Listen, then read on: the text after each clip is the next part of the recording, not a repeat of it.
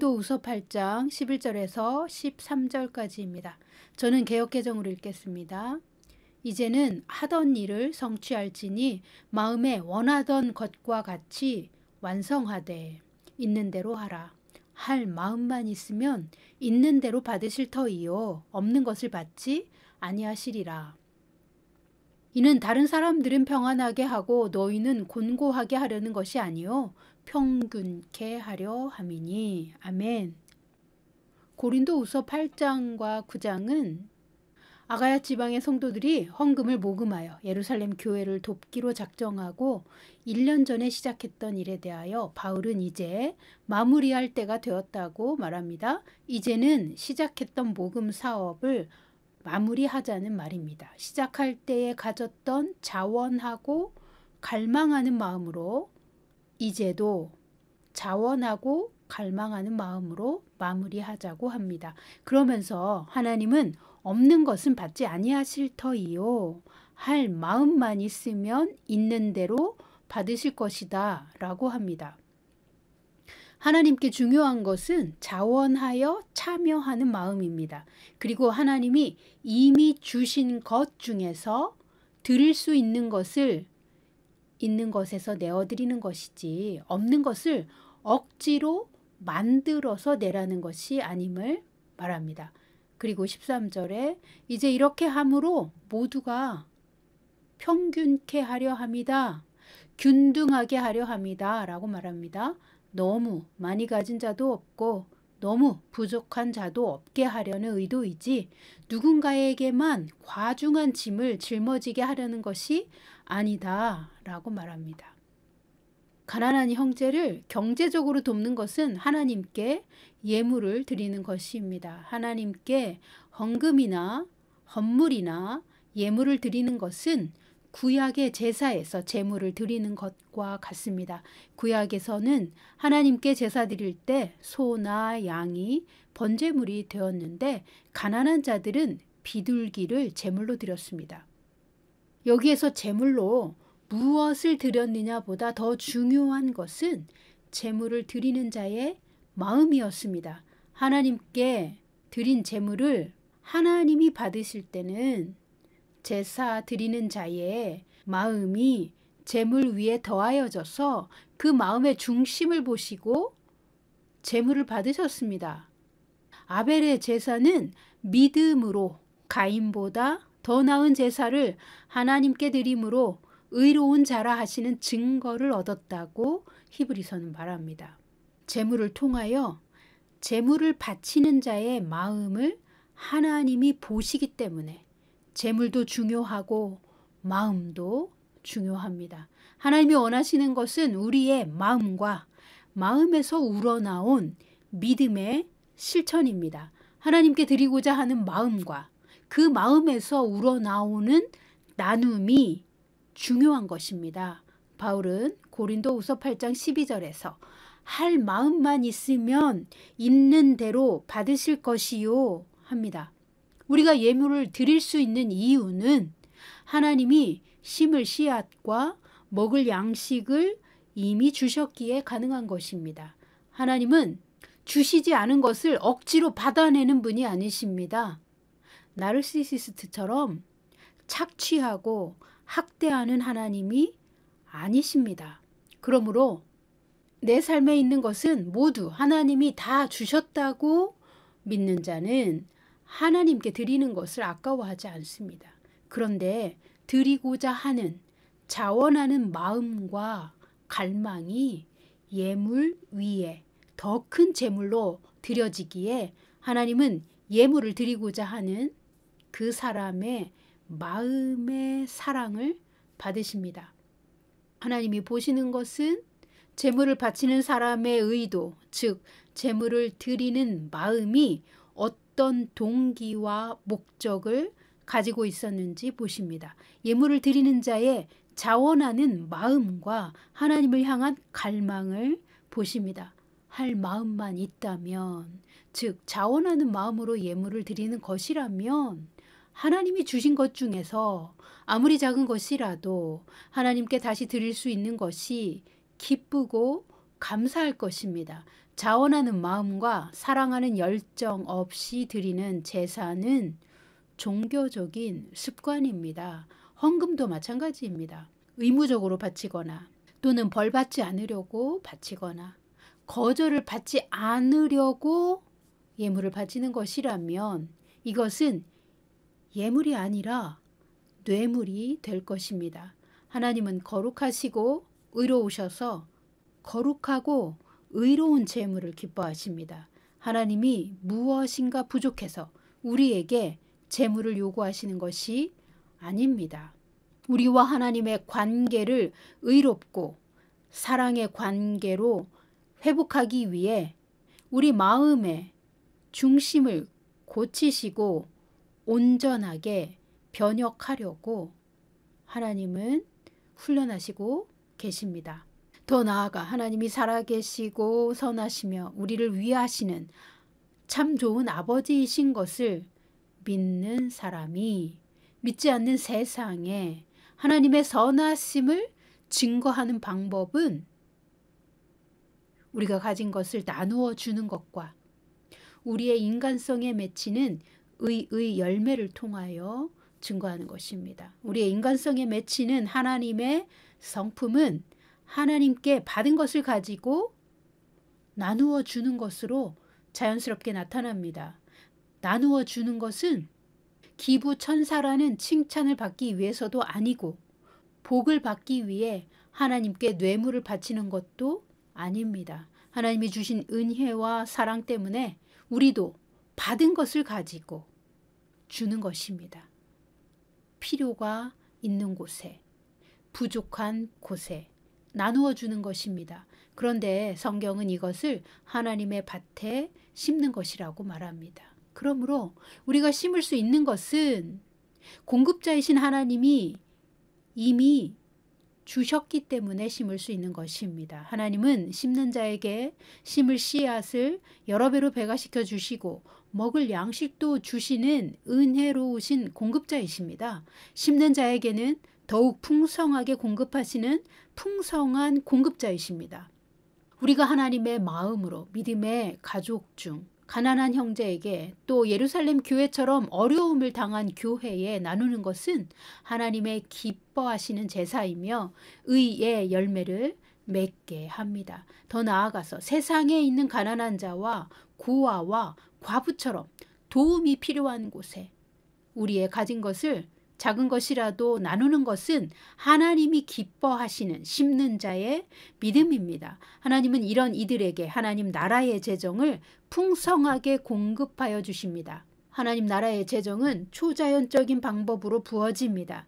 그런데 초자연적인 재정의 공급은 믿음과 성품의 그릇이 준비되어야 받습니다. 그래서 하나님은 그 사랑하시고 특별히 선택하신 자들을 오랜 시간 부르심에 합당한 그릇으로 준비시키십니다.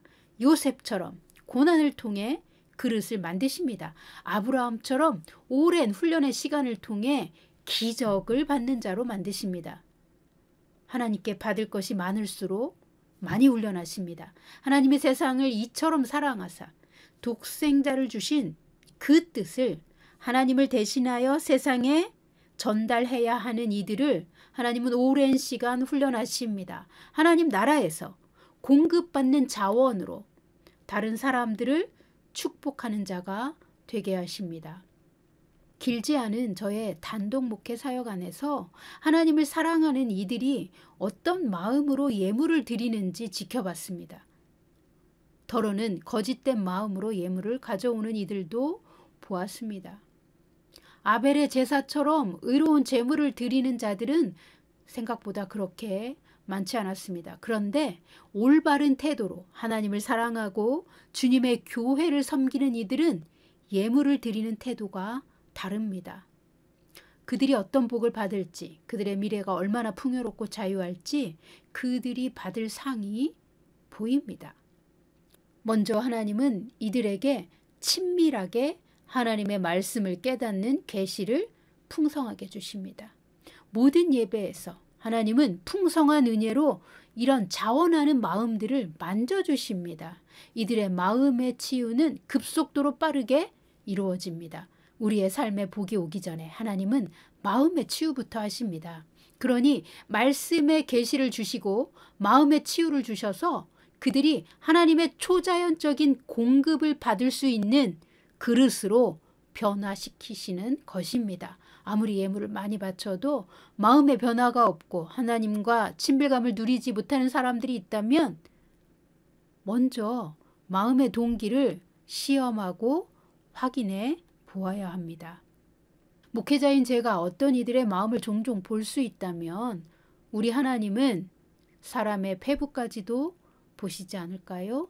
우리의 머리카락도 셀 수 있는 분이 우리가 어떤 핑계를 대고 거짓말을 할 때 하나님은 우리의 본심을 모르실까요? 하나님은 업신여김을 당하지 않으십니다. 조롱당하지도 않으십니다. 심은 대로 거두게 하십니다.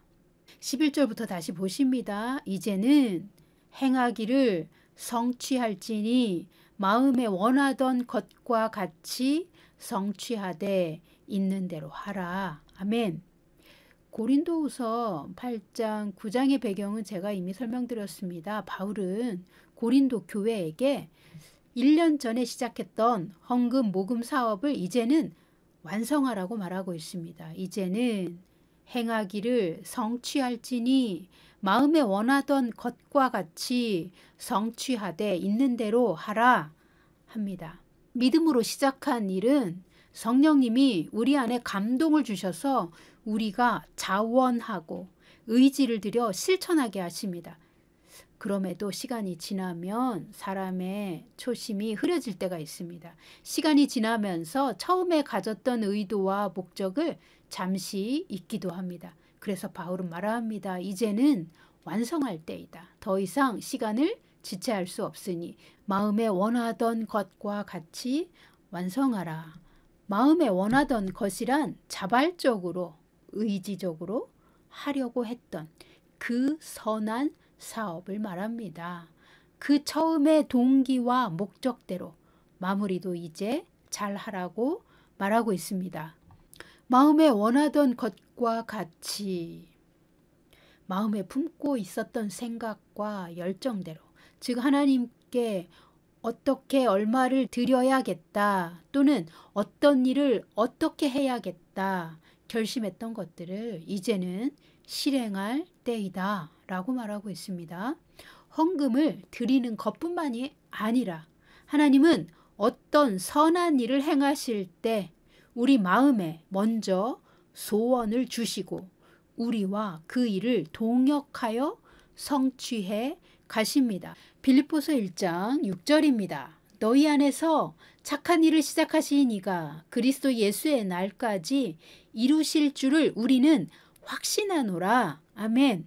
우리 안에서 착한 일을 시작하신 분은 하나님이십니다. 무엇인가 선한 것을 우리가 생각했고 그 일을 하고 있다면 그 생각은 하나님이 우리 마음에 미리 부어주신 것입니다. 그래서 우리 마음이 하나님께 고정되어 흔들리지 않으면 우리 안에 계신 성령을 통하여 그 일을 완성해 주십니다. 그래서 우리는 마음에 원하던 것과 같이 그 일이 아름답게 완성될 것을 의심하지 말아야 합니다. 그리고 그 일을 우리 혼자 하는 것처럼 과도한 부담감을 가지지도 말아야 합니다. 하나님께서 우리 안에 마음을 주시고 능력도 주시고 자원도 주셔서 마지막 순간까지 그 일을 이루어 가십니다.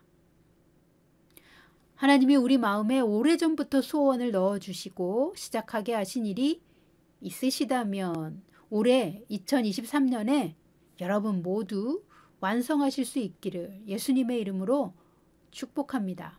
믿는 자의 삶은 하늘에서 부르신 소명을 따라 살도록 운명이 정해져 있습니다.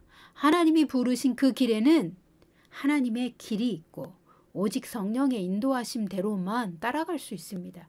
우리가 성령의 인도하심을 따라갈 때 하나님의 의도와 계획이 우리의 현실의 삶에서 풀어지고 성취되도록 하나님은 모든 것을 미리 정해놓으셨습니다. 우리가 어머니의 태에 보내지기 전에 우리의 인생을 위한 계획이 수립되었고 하나님의 책에 기록하셨습니다. 하나님은 완성된 계획을 가지고 우리를 이 땅에 보내셨기 때문에 우리가 하나님께로 가면 우리 삶의 모든 문제에 대한 해답이 있습니다. 에베소서 1장 10절입니다. 우리는 그가 만드신 바라 그리스도 예수 안에서 선한 일을 위하여 지으심을 받은 자니 이 일은 하나님이 전에 예비하사 우리로 그 가운데서 행하게 하려 하심이니라. 아멘. 우리 모두는 하나님의 계획 안에서 이 세상에 보냄을 받았습니다. 그리스도 예수 안에서 하나님이 하늘에서 부르신 선한 일을 하도록 지음받았고 보냄을 받았습니다. 세상이 창조되기 전부터 우리의 운명을 정하신 하나님께서 아름다운 목적을 가지고 우리를 창조하셨고 이 세상에 보내셨습니다. 하나님의 자녀들이 마귀의 재정 시스템에서 하나님 나라의 재정 시스템으로 옮겨오도록 그리스도 예수를 통하여 구원하셨으며 우리 안에 성령도 보내셨습니다.